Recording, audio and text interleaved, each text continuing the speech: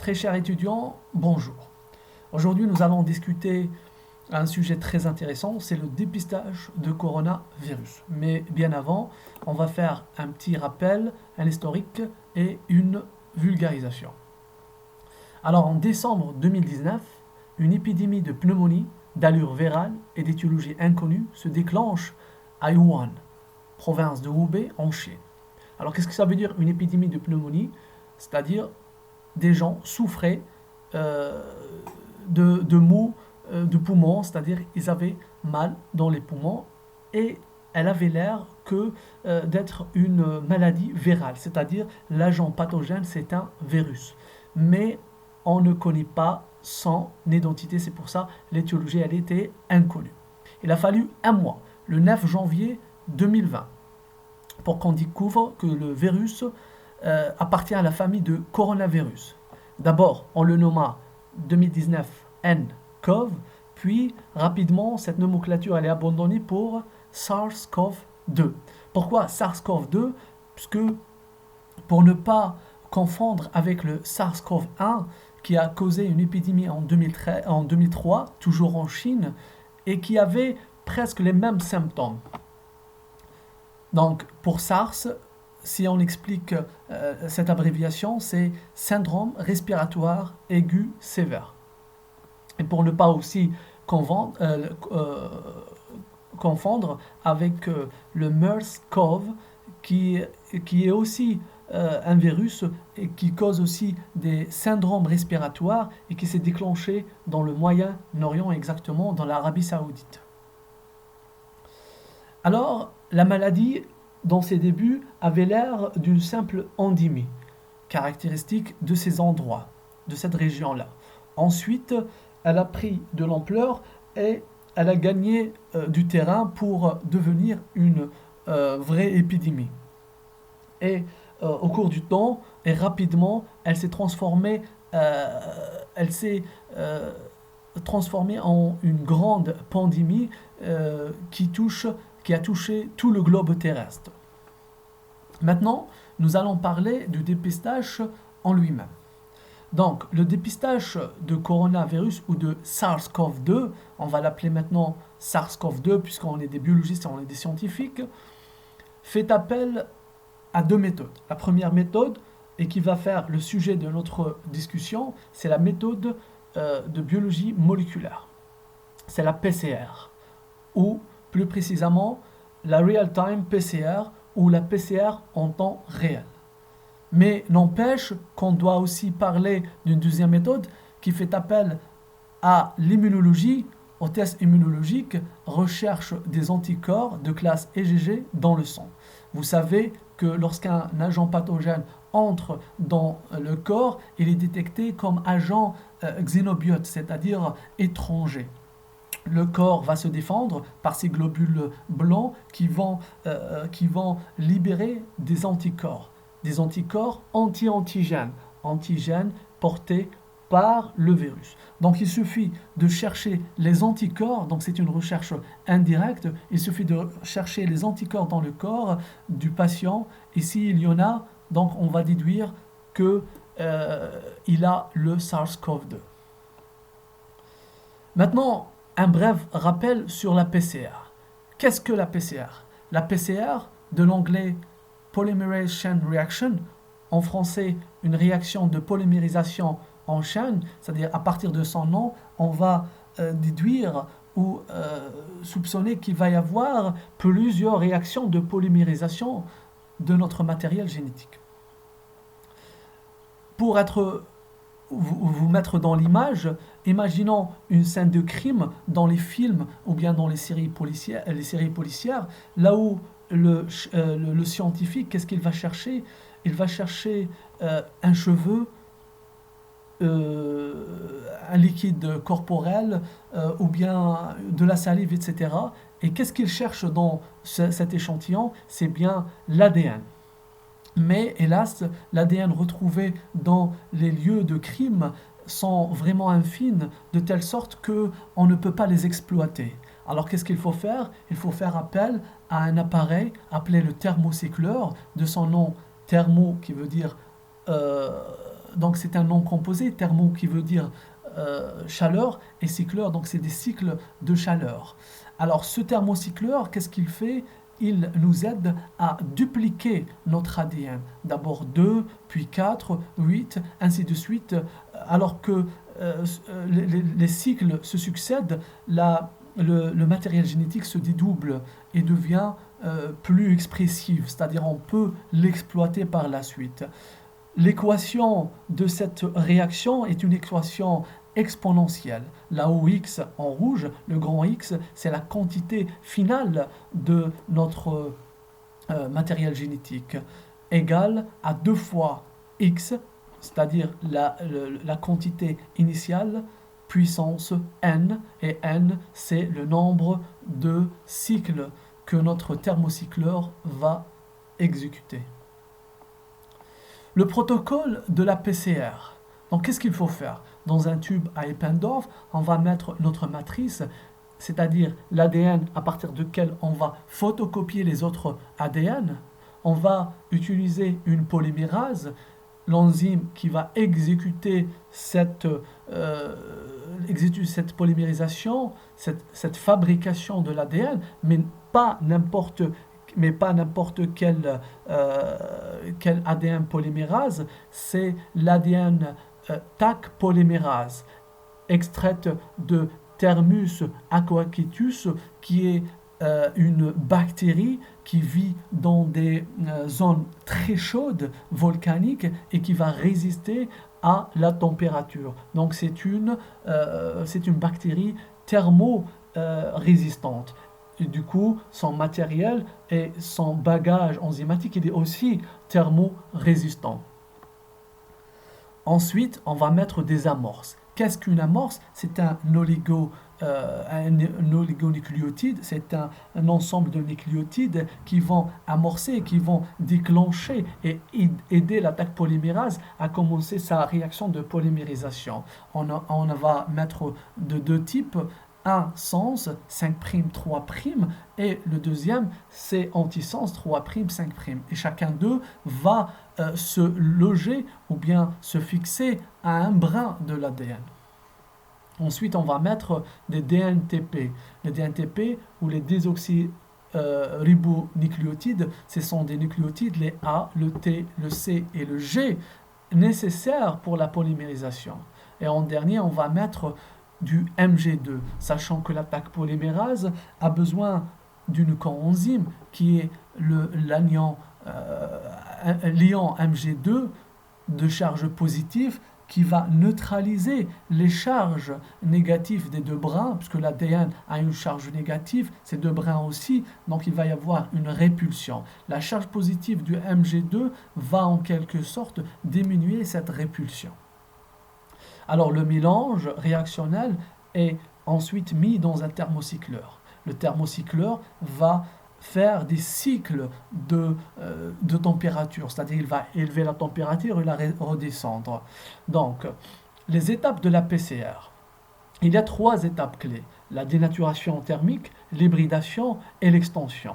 On va commencer par la dénaturation, la première étape durant laquelle le thermocycleur va élever la température jusqu'à atteindre 95 degrés Celsius.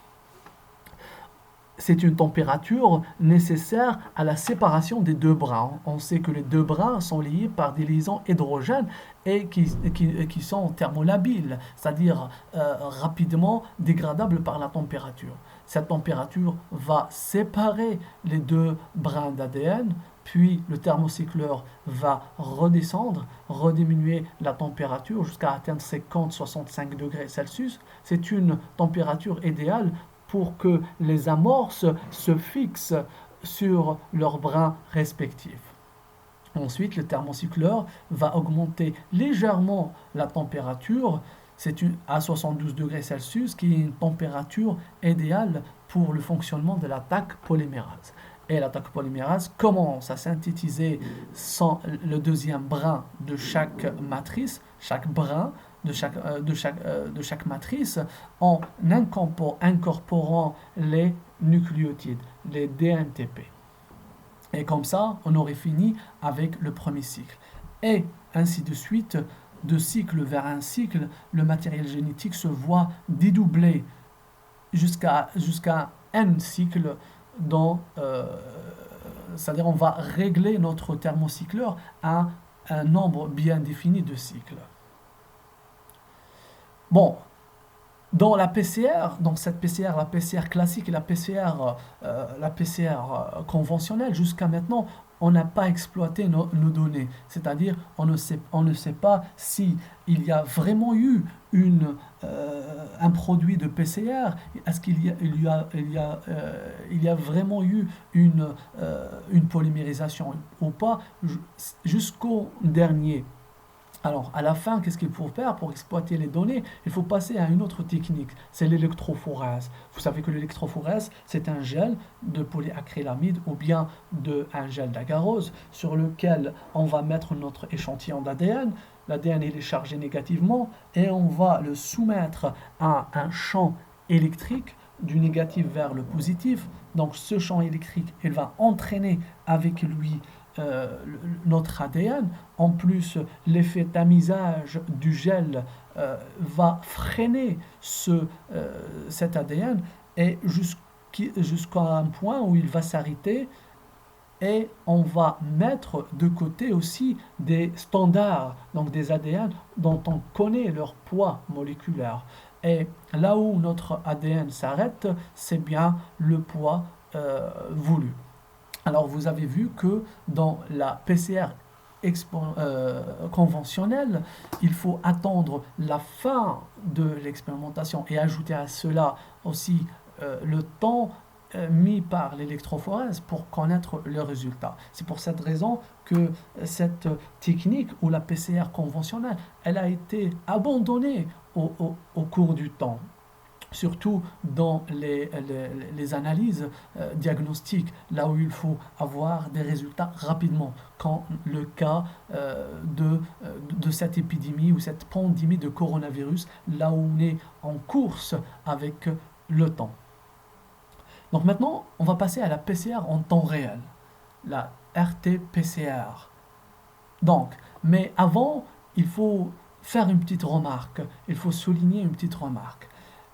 Avant, on appelait la PCR en temps réel la RT-PCR, pour Real-Time PCR. Mais les scientifiques se sont mis d'accord, et les chercheurs, ils se sont mis d'accord pour appeler cette RT-PCR qPCR, pour Quantitative PCR. Car il se trouve qu'il y a une autre PCR, la RT-PCR, la reverse transcriptase ou transcriptase inverse PCR, qui a la même abréviation que la PCR quantitative. Alors, il y a eu une petite confusion dans les écritures et dans les publications. C'est pour cette raison qu'ils se sont mis d'accord pour appeler la PCR en temps réel qPCR, PCR quantitatif, et l'autre RT-PCR ou transcriptase inverse. Alors, dans la première, on va utiliser un ADN, c'est-à-dire la matrice est un ADN. Alors que dans la deuxième, la matrice est un ARN. Et on sait que dans la transcription classique, on passe par une ARN polymérase pour de l'ADN vers l'ARN M pour obtenir le ARN messager. Mais dans la transcriptase inverse, qui est une transcription inverse, on va aller de l'ARN M vers l'ADN complémentaire. Alors, dans notre cas, on va utiliser ces deux techniques, c'est-à-dire dans notre condition avec le coronavirus, vu que le coronavirus comporte un ARN. Donc, qu'est-ce qu'on va faire? On va premièrement faire une transcriptase inverse pour obtenir l'ADN complémentaire et puis utiliser l'ADN dans la PCR. Alors maintenant, on va parler de la PCR en temps réel. Ceci est un des modèles de la PCR en temps réel. Donc la PCR en temps réel, ce n'est qu'une PCR conventionnelle qu'on vient de décrire, plus un autre appareil qui est le spectrofluomètre, ou bien simplement le fluoromètre. Le fluoromètre, c'est quoi? C'est un spectrophotomètre qui détecte la fluorescence. Donc qu'est-ce qu'on va faire? On va ajouter des agents fluorescents lors de la PCR conventionnelle, Et cet agent fluorescent va se fixer à l'ADN double brin tout le long de la PCR, cycle après cycle, et notre appareil va le détecter instantanément. C'est-à-dire, en temps réel, on va lire sur l'écran la courbe de l'évolution de la PCR.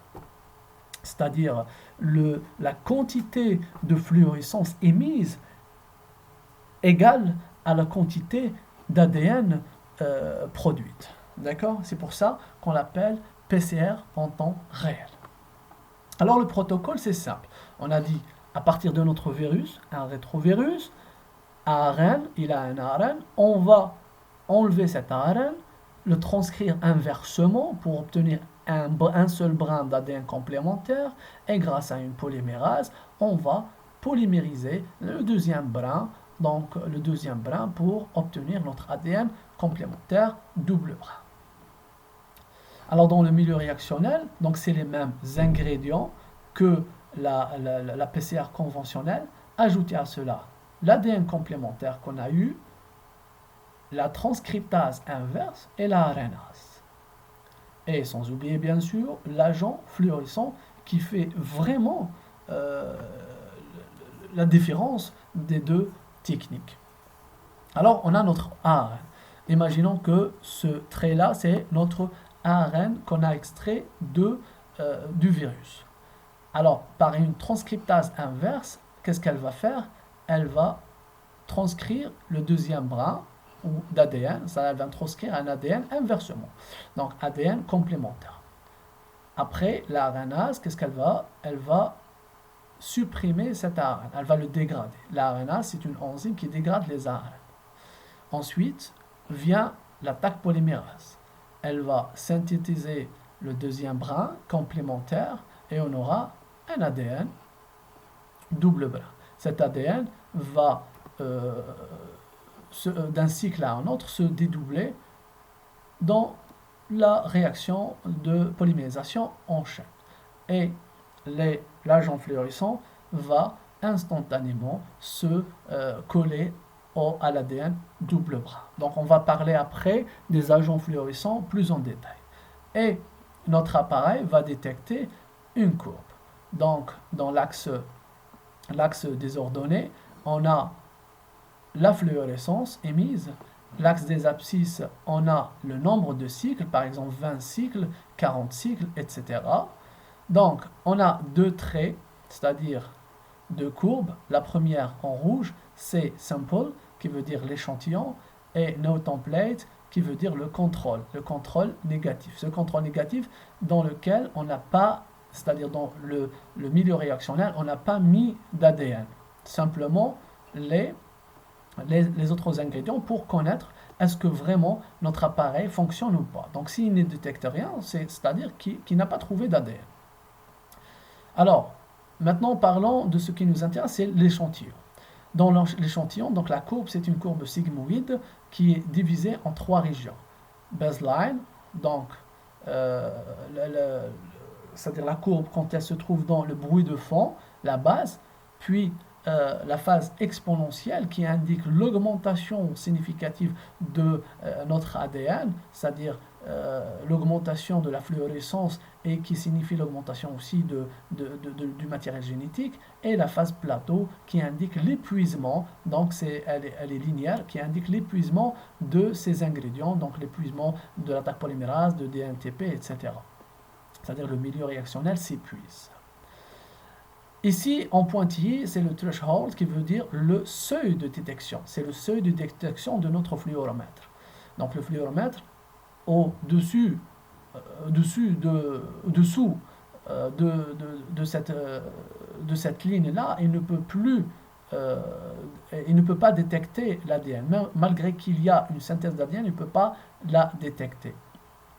Au-dessus de cette ligne-là, le CT, ce qui veut dire the cycle threshold, le point là, c'est le point d'intersection de le seuil et notre courbe. À partir de cette là, donc il y a suffisamment de fluorescence pour être détecté. Donc vous, comme étant biologiste, si vous êtes devant l'appareil et vous voyez qu'il y a une augmentation de la fluorescence, c'est-à-dire qu'il y a une augmentation du matériel génétique et en réalité du gène cible, puisqu'on va dans la PCR, on va cibler un gène et non pas tout l'ADN, c'est-à-dire les gènes cibles identiques à ce virus.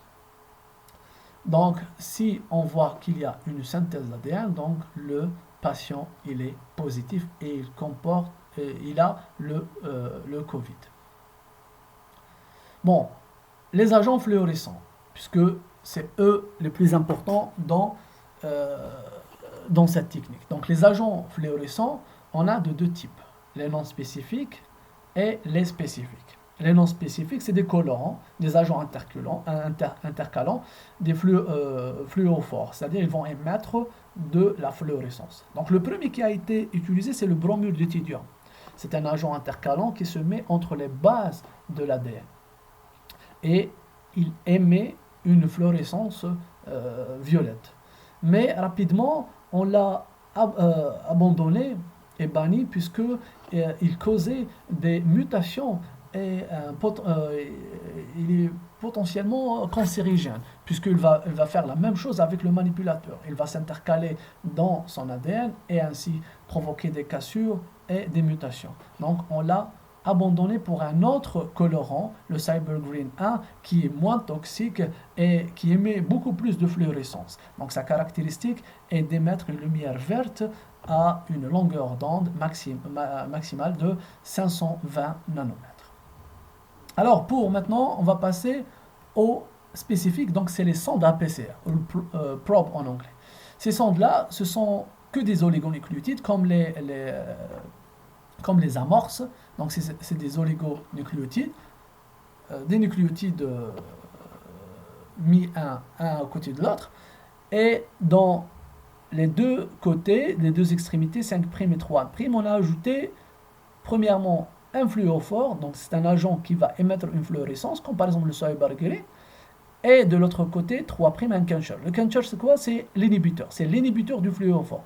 Donc, tant qu'ils sont à proximité l'un de l'autre, ce fluorophore ne peut pas émettre sa fluorescence. Il faut que ce quencher s'éloigne pour que le fluorophore peut fonctionner. Alors, qu'est-ce qu'il va se passer dans notre PCR? Donc, on a notre brin d'ADN, on va le dénaturer et le probe ou bien la sonde, elle va se mettre à des endroits bien précis. Alors, une fois que l'ADN polymérase commence sa polymérisation, elle va dégrader le probe ou la sonde pour mettre les nucléotides adéquats dans cette région-là. Donc, en passant, elle va dégrader la sonde. Et en dégradant la sonde, les deux éléments, le quencher et l'agent fluorescent, vont s'éloigner l'un de l'autre et il va émettre, donc l'agent fluorophore, il va émettre sa fluorescence. Et d'un cycle à un autre, notre appareil va détecter cette fluorescence et qui témoigne de la synthèse d'un nouveau ADN. Alors comme ça, on arrive à la fin de cette vidéo. J'espère que vous avez bien compris et on se verra très prochainement pour une nouvelle vidéo.